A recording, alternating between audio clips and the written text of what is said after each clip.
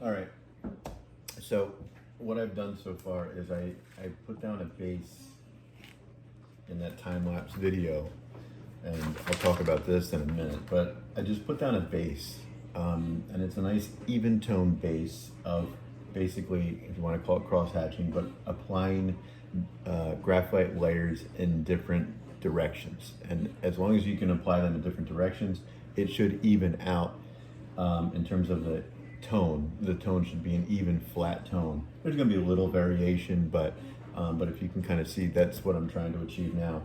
And if you look at my still life, the red apple is the darkest of everything that's there. It's a deep red apple, so it's darker than everything that's there. So I'm focusing on this first. The second thing I'm going to focus on, I can just put a little bit of a value in here on the left side of this apple. It's pretty, it's kind of a mid-tone.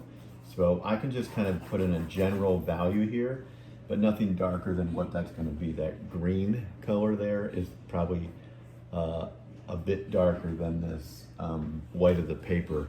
So I'm going to keep this generally light. Now I'm going to go back to this here. The reason why I just built this up as a tone, there's nothing here that is darker than anything there. So I kind of brought this up as an even tone, and now I can just start to look at, really study the apple and notice where the value shifts are.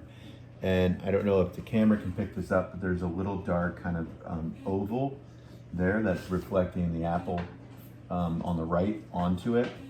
There's reflected light from the paper coming up on the apple, and there's it's a little darker here, and there's a little bit of variation of value at the top of the apple, how it kind of goes inside of the where the stem is coming out. I'll start to notice some of those things now, but whenever you draw or apply value, just like you're drawing with contour line, you want to think about general to specific. General to specific. So what I mean by that is, don't start drawing the stem. That is the last thing you're going to put in. Don't start drawing the reflections that are here. That's the last thing that you're going to put in. Those are seductive things that identify the form, and you want to, I lose my patience sometimes, and I want to see what it looks like, and understandably so. But you have to discipline yourself and really focus on generalizing first. So you want to, what I mean by that is go from big shape to middle shape to smaller shapes. And big shapes is just, there's a kind of a dark shape here, and if I were to outline it with maybe my pencil here, I don't know if this is going to pick up, I just don't want to outline it too much, but there's kind of like this little shape or bigger shape here, so it's a little darker on this side. So if I were to generalize the value here, it'll be a little darker on that side. It's a little darker on this side. There's a subtle reflection here at the bottom. The deeper you look into it, the more you'll see. Generally, it's not all an even tone, but it's not far from it. And then there's some reflections but I put those in at the very end. I'm going to start to think about the shadows here, and I'm asking myself a question: which is darker, the shadow? And if this is a good question, I don't know if you can see it, but the shadow that's on the paper from this apple, or the middle tone of the apple itself? That's a tricky question, because if you were to probably photograph that with your phone, which you can do, and then transfer it into black and white, that would give you the exact answer. But in this case, I'm going to make a decision. I'm going to make an executive decision. I'm going to say that in that one little section there, which is the triple shadow part, the shadow itself is actually darker than the apple. That doesn't happen over here on the left side. The apple is actually darker than the shadow. So that being said, I can start to put my shadow in here now, which is nice because I already put a layer here. So if I start to put a layer here, and I'm going to go back, and you can see I have like 4 pencils in my hand. I'm going to go back to my 2H. I don't really need my 4H if I'm using this type of a pencil, a Faber-Castell. They're generally harder graphites anyway. So I'm going to use, my hardest pencil I'll use in this whole process is my 2H. It's the first layer I'll put on of anything. And then, so then I can start to kind of put in the shadow. Now, before I put the shadow in, I have these lines here that I drew the shadow just to kind of give myself a sense of where things are. I'm gonna erase those because they're kind of scraggly lines. They're not defining the actual edge, and every time I overlap them, they're just gonna get darker and darker. So right now that I'm down here, I can somewhat like erase them, and I can erase this horizontal line that was there I didn't really see before. And I don't know if you could see in the video, but I was clarifying the edge of the apple as I was working myself around. You can see how much cleaner it is compared to this, right? See how wavy these lines are? They're not perfect. As I'm applying my value, I'm kind of erasing these lines and then I'm redrawing them back in, but I know where they are, and I'm not just guesstimating. I'm still looking at the exterior line of the apple and just trying to be as perfect as I possibly can. So I'm gonna lighten this little section here, and I'm really gonna study that shadow, and the shadow is a lot closer to the apple itself. It's like right here, and then it starts to curl in about right there. So then I can start to put that shadow in. But notice this, when I put the shadow in, and I'm using a 2H here, when I put the shadow in, it should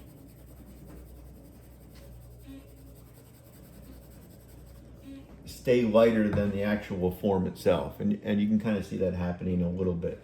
This line here, the exterior line, is starting to show up, and this is where I would get my next step darker pencil. And I'm trying to eliminate that line. So what I call this pulling the line. What I'm doing is I'm going on this side of the apple because I want to maintain that the apple's darker. Once you have the shadow being darker, you're eventually gonna have to flip those, and that's a pain in the rear end. So it's best to just like stay true to the process. So you can kind of see that I'm putting this in, and I'm starting to work a little bit smaller now. And you can see that smaller meaning like before I was just trying to fill this in and I'm being somewhat fast and quick about it. Now I'm starting to slow down because I'm working in smaller areas. I'm thinking about edges and things of that nature. And I want to make sure I maintain that this is darker. I don't want to make it super dark and bring it up to the value that I think it is. I just want to make sure that it is darker than the shadow. So when I started to put the shadow in, it almost started to become the same value as the apple. So that's why I went back to this, and I'm just kind of adding another layer of value. And this is my B pencil now. And I'm not pressing hard, I'm just kind of like allowing the B to do its thing. Notice I'm going in this direction. It's probably easy for me, but at some point I'm gonna take this board and put it in my lap, and so I can kind of go in different directions because it's hard and awkward for me to do this, and you can't really see what I'm doing in the video. So I might have to move the board around to make it easier for me. But you can see this starting to work up. I just need to start to go in this direction. Another thing you want to be aware of, if you look right here, see where these start to overlap, these kind of like stridation lines? You want to avoid that from happening. So sometimes I'll go in between them to flatten out the form. And it sounds like, man, this is like a lot of repetitive work. It is, it's a rendering. You're doing a graphite rendering with a super small point. Whereas charcoal, you could probably do this in 2 seconds. A lot of people don't like charcoal because they don't have this control over the fine point. Some people love charcoal because it's so fast and immediate and you can get that same effect. I want you to be able to do both. I want you not to select one or the other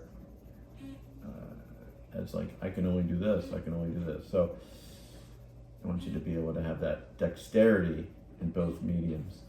All right, so you can kind of see that I'm trying to flatten this out by going in another direction. And then once I have that flattened out, then I can do broader strokes. But the B is not showing up now at this point. But I do want to fade this in a little bit more. But I would eventually step up to a softer pencil, maybe a 2B, and start to build this up. But before I do that, do you see this line right there? Or this edge is starting to form? I want to fade that in more. Because if I step up to a softer pencil too early, and then I start laying it down, it's just, I'm not going to be able to fade that in as easily. So fade it with this pencil, because this pencil shows up And you can kind of see that I just kind of faded that in.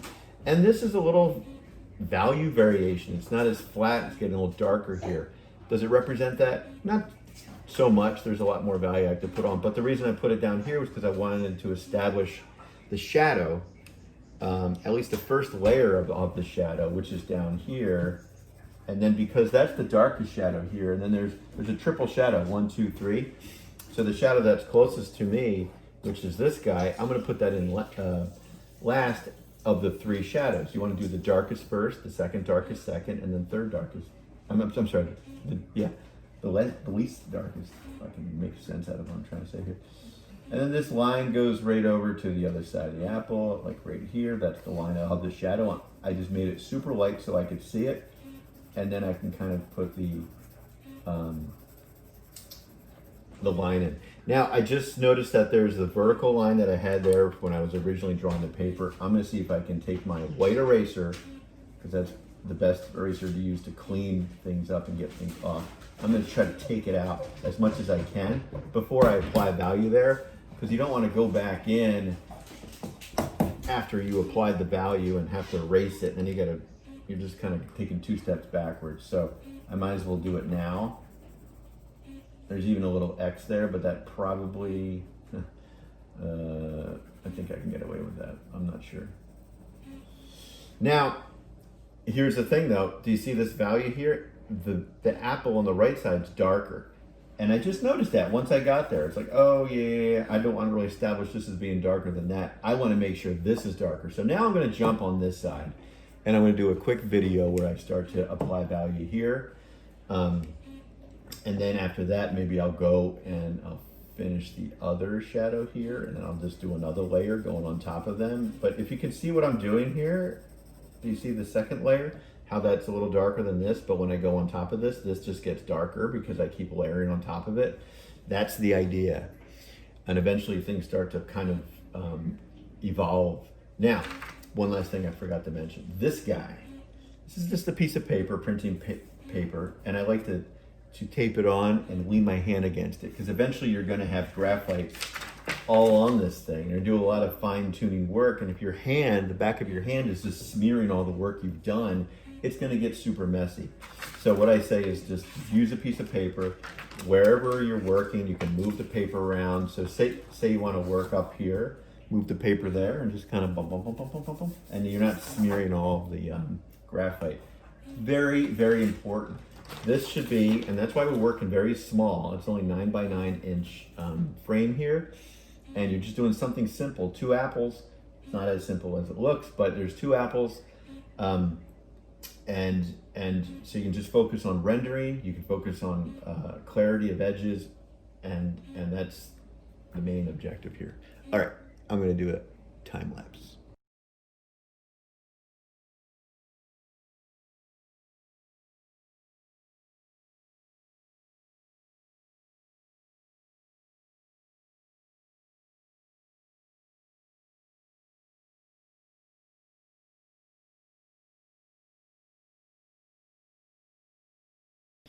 All right, so in that video, I just kind of fixed the edge, and I just made one quick layer, and you can kind of see what I'm doing, of a 2H all the way around. And I'm just adding the one layer. It's my first ground layer. I'm going in the same direction. And then I'm gonna add another layer where I add more to it. In this case,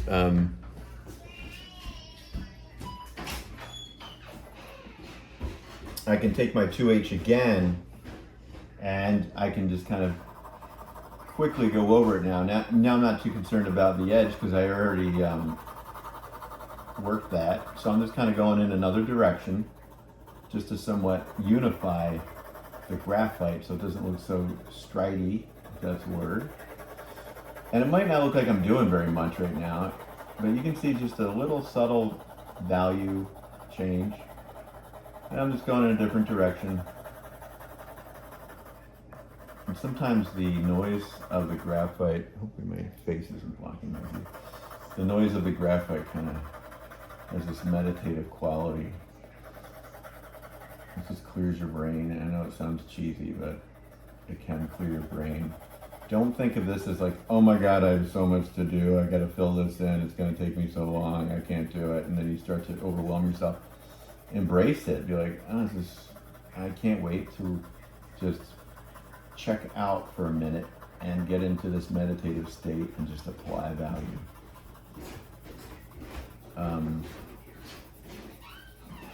All right, so I just kind of put a layer in, and you can see that this one is clearly darker than that one.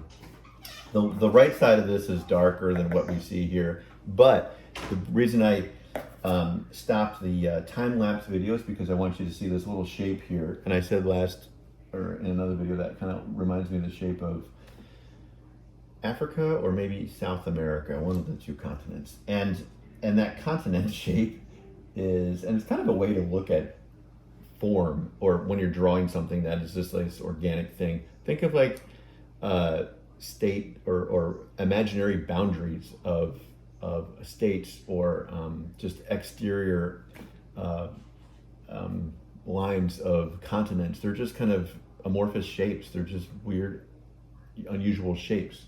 We recognize them because we're trained to, like the shape of the US, but if you look at the North America, it's the larger shape that looks a little unfamiliar at a first glance. So all those shapes are kind of in here. If you just think about, there's a shape and a shape, and I'm just trying to draw that shape.